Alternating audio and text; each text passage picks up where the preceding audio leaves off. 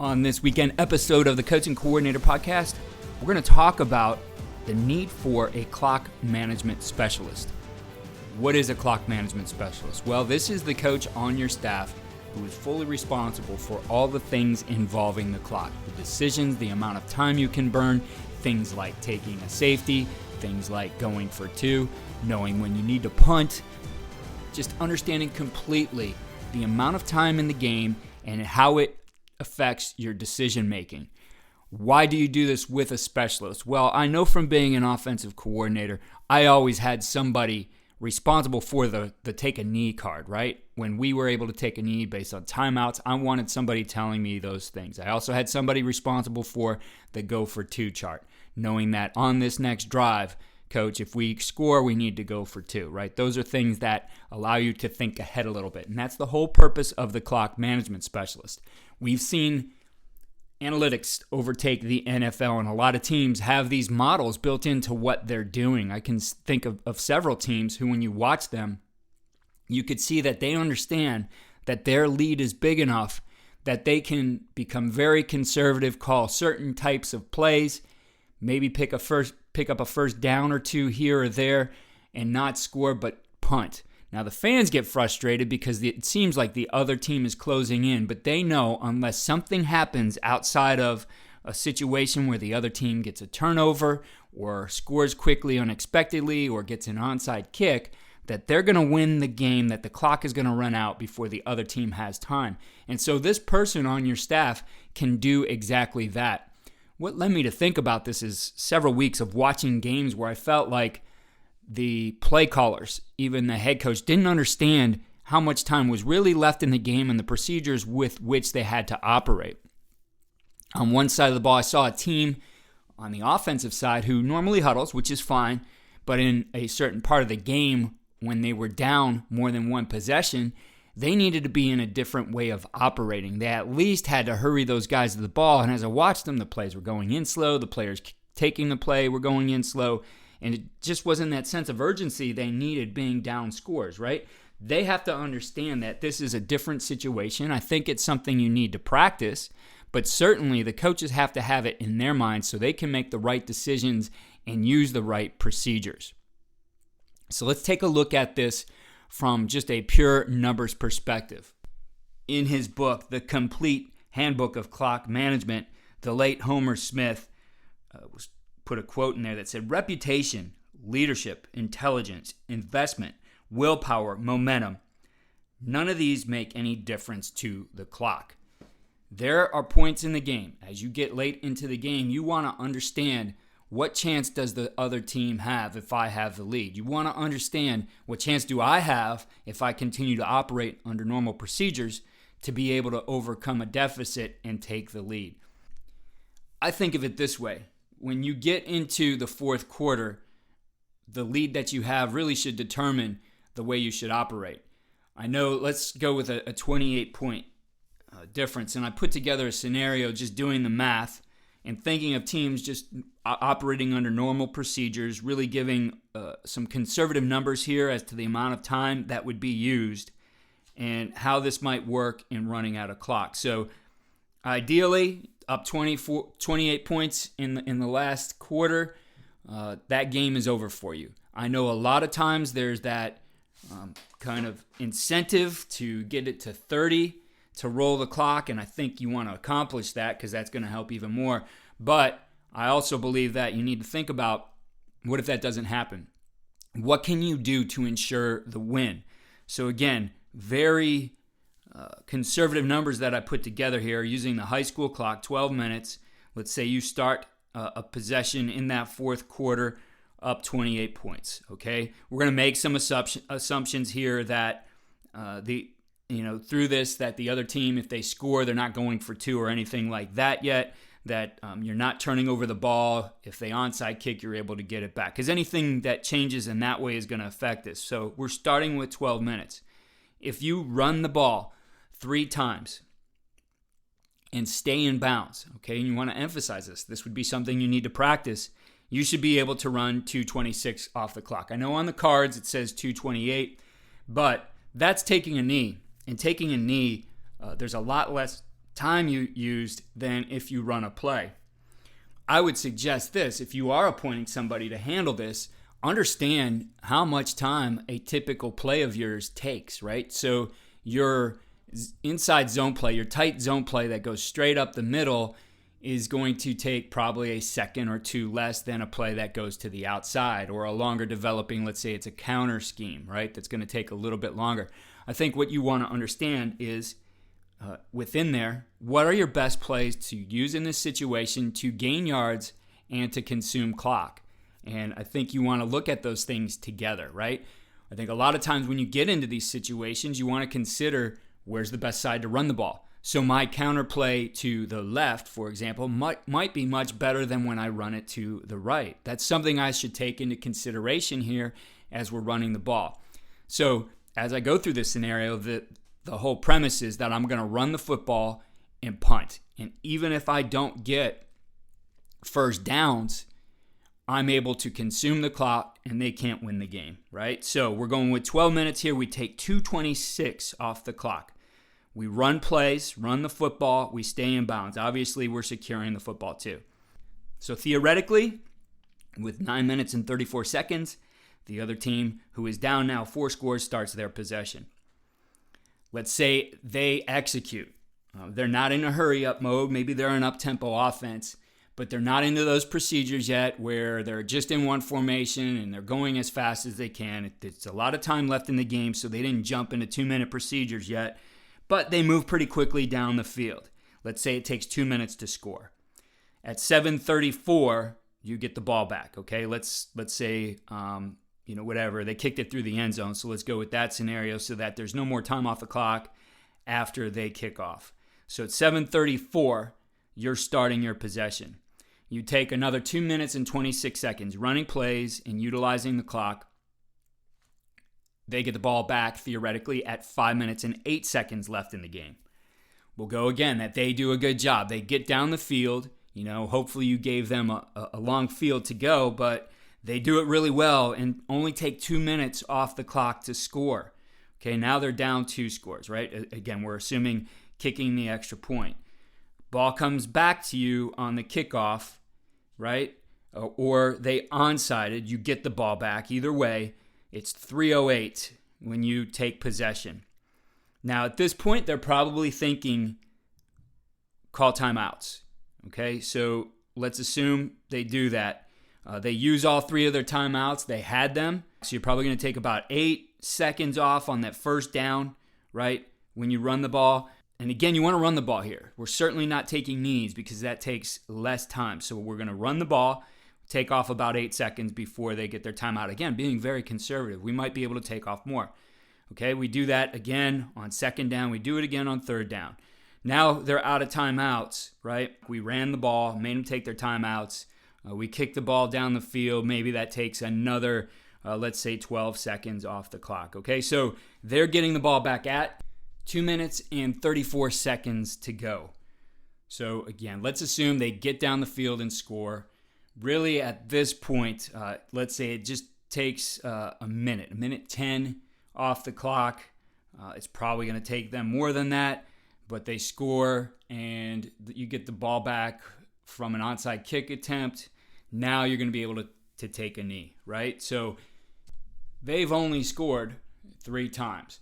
It looks pretty bad to your fans that you gave up that lead, but you were smart. You ensured that you got the win. Now, it requires a lot of work. It requires your understanding of where to go with the football, how to call your best plays. And we're assuming in this situation you didn't run the ball for a first down there, right? We're not giving up on trying to run for first downs. We're just being smart. We're staying in bounds. We're not throwing anything. So in these situations, you want to tell your quarterback that the RPOs are off. The gift throws are off. You just don't want to take a chance at throwing the ball and having the clock stop. That's the worst thing that you can have happen to you at this point up like that. Now, they were only able to score 3 times. Think about things like missed extra points. Think about where maybe they were forced to kick a field goal. All those things, again, work in your favor with time because of the point differential and what's left on the clock. So the procedures, I think, are very important. Now, you could get into these gray areas here. I call them gray areas. They're using, I guess, what you would call loopholes in some of the rules. It's something that Bill Belichick has done to take time off the clock. You think back to that game where, in the fourth quarter, he had his punt team go out. They rolled it down. The clock was running again. It was important at this point. They rolled it down, took it to delay a game. The clock starts again because it was running before. And then they take it down. They jump off sides. And he's able to burn like a minute 11 off the clock in that situation. On the defensive side, Buddy Ryan used to have something called the Polish goal line defense, where he was going to get 12 men on the field. Now, obviously, the rules have changed since then, but that was his strategy. It was actually in their playbook. Now, if you're getting into these areas, and I did see one of the teams do it, they didn't do it on purpose, and I don't think they realized that they should have burned the clock down even more, because that penalty was marked off, and instead of having his guys stay at the line of scrimmage and burn more time off, they went and ran a play again. Again, you want to think about these situations. It was the opportunity to take that 40-second clock down all the way to the end because they had an illegal formation, right? If you jump off sides or have a false start, it's going to stop the play. 12 men on the field is going to stop the clock. You want to have a situation where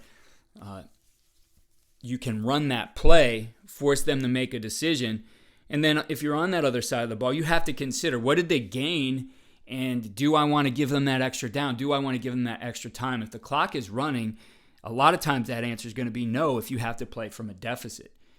But how do you do that? I mean, you want to be able to communicate quickly. If that's a strategy you want to use, that you want to be in a formation that is illegal, meaning you have not enough guys on the line of scrimmage. I would have a name for that formation if I decided to use that tactic within what I was doing to take extra time off the clock. Okay, so anything you do has to be practiced here. But going back to our clock management specialist, really, I envision this guy because at the high school level, you're allowed to have technology on the sideline, that he simply has an iPad with his spreadsheet on there. He could plug in the time, and based on the parameters that you set, that we know when we run the ball with these particular plays, it's going to take X amount of time off. Know those things. Know that that's your part of the call sheet that you're working off of. Think about doing things, if you're a spread team and you're always utilizing three wide receivers or 4 wide receivers, do you want to put an extra guy in to protect an edge? Or do you want to motion a guy across just to protect that edge because normally you were reading it? I would suggest that you want to consider even that kind of ball handling, right? There's that opportunity when you are making a decision and it's not clear who's going to be getting the ball, that there is the opportunity to turn it over more. Now, you may be good at that. You may say, I want to continue with the read game. That's fine, but I think what you want to remember is stay in bounds, run the football, and keep the clock running, again, according to those parameters. So if you had that chart put together, really based on the score, it's going to tell you at exactly what point you can start employing that kind of strategy and win the football game. Maybe you print this chart out beforehand, okay? And your guy has that chart and he says, Coach, we need to just run the football. We are into our 4-minute offense. That 4-minute offense might start at 9 minutes left in the game. It may start at the beginning of the fourth quarter. That's what you want to know as the play caller. Again, the play caller really can't handle those things. The quarterback needs to understand when you're in those procedures. Your team needs to understand when you're in those procedures as well.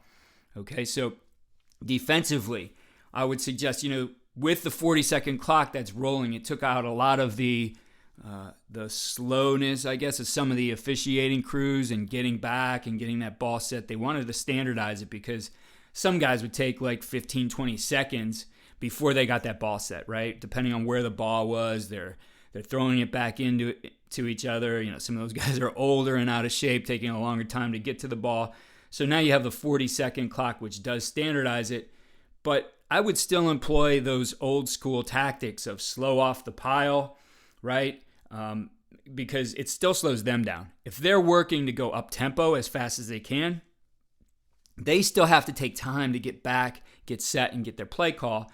And the longer that takes, the longer it's going to be for them to snap the ball and run their play. And again, those things start to take that off the clock for you. So the way I envision it, You have to do your own analytics. You have to understand what you're good at, what plays you want to operate within the sequence, and how much time those plays can take off of you. Again, this is not kneeling on the ball. That doesn't take a lot of time. At some point, you can do that in the game, but that's not what we're talking about now. And where you want to go with the ball, right? Your best plays, your best players. I'd suggest that if you have that dynamic back who maybe is prone to fumbling, but you have that consistent guy who can gain yards, maybe isn't going to break a big one, but is going to hold on to the football, maybe that's the guy to run the ball for you, right? Decisions you need to make beforehand as a coach as to how this is going to operate. And I would suggest that you work these procedures every single week just so your players understand this is exactly what we're trying to accomplish in these situations. Going into other things, what else can the clock management specialist do for you? As I said before, maybe this guy is your 2-point guy as well and can manage that chart. He certainly understands with how many timeouts they have left, when can you take a knee. He might understand things like when you're going to take a safety, right? Based on maybe it's smart to take a safety in this point, get the ball out of here. It's going to take them longer to score. Understand those things. When you're studying the opponent, you can look at, in their fastest procedures, if you were able to have them on the clock, how quickly do they get down the field? What is their time from ball being spotted till they snap it? Those things can help you make that decision on, legitimately, if we only allow them, let's say 10 yards, it's going to take them this much time to move the ball down the field. And you also want to get into your best bend, but don't break defense. Those things, again, your clock management guy can understand. On the other side of the ball, he could probably tell you, like, from a defensive standpoint, when you need to take more chances, right? Our offense is going to need the ball. We have to cause a turnover here, or we have to bring pressure to try to get a sack or maybe get the ball away from the quarterback there. And I've seen those situations too, where I see a team playing their base defense in a situation where a team's running the ball and they have 2 safeties back. There's no need for that. Get up and gap out that offensive line as much as you can. Get guys into there and get the whistle blown as quickly as possible, right? That has to be the objectives, right? So this guy, I think, appointing that coach who really owns this and really gets deep into clock management is going to be very beneficial to you, especially as you get into some of those big games. Think about that. I would suggest the resource is Homer Smith's handbook for clock management. I think the best thing out there, but definitely something that you want to have somebody dig into and understand for your own situation. So think about putting those charts together. When can you shut things down and truly go into a 4-minute offense that chews clocks with a specific strategy? When do you shut down the passing game? How on the other side of the ball on defense, are you doing things that maybe take a chance and get the ball back? And even in those situations where your clock management specialist understanding like it is our best interest right now to give up a score and get the ball back, that's another important decision, as well as that guy being able to tell you, hey, tag the play with some kind of a tag that tells your guys don't score. We saw that twice in one weekend last year. Rare situation where the defense decided to give up a score. I think one was Indiana, and they used that to come back and win, and the other might have been in a game, I think, with the Detroit Lions last year. Both of these occurred on the same weekend, and I'll put a link to that podcast that we had where we talked about that exact idea, that there is those situations where it's smart to let the defense, to have the defense let up a score. It's also smart to understand that they might employ that tactic and that you tag your plays that your guy knows. Do everything you can, get that ball all the way down the field, but don't go into the end zone with it. So a lot of things to talk about, right? I threw a lot at you here in this short podcast.